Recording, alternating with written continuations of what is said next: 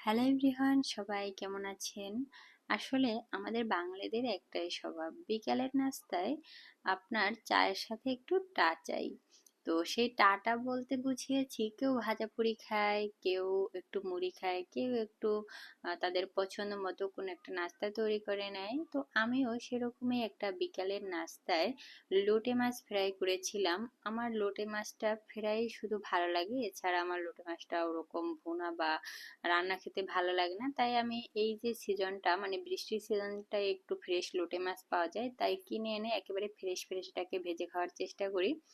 তো আমি লোটে মাছগুলোকে একটু আদা রসুন লবণ তারপরে একটু লেবু রস দিয়ে মাখিয়ে রেখেছি। তারপরে এখানে ভাজার জন্য একটু ময়দা, কর্নফ্লাওয়ার, তারপরে লবণ, হলুদের গুঁড়ো, মরিচের গুঁড়ো, জিরের গুঁড়ো, যা যা দরকার এগুলো দিয়ে তারপরে একটা ব্যাটার রেডি করে, ব্যাটারটা কিন্তু অনেক বেশি পাতলা করা যাবে না। তারপরে ব্যাটারের ভিতরে এক এক পিস মাছ চুবিয়ে আবারও একটা ডুবো তেলের কড়াইয়ে মাছগুলোকে ছেড়ে দিতে হবে। প্রথমে আমি একটা মাছ ফ্রাই করে নিচ্ছিলাম, দেখছিলাম এটা পারফেক্ট হয়েছে কিনা। এরপর আমি এক এক করে 3-4 পিস করে মাছ ভেজে নিচ্ছিলাম, যেহেতু আমার কড়াইটা ছোট ছিল।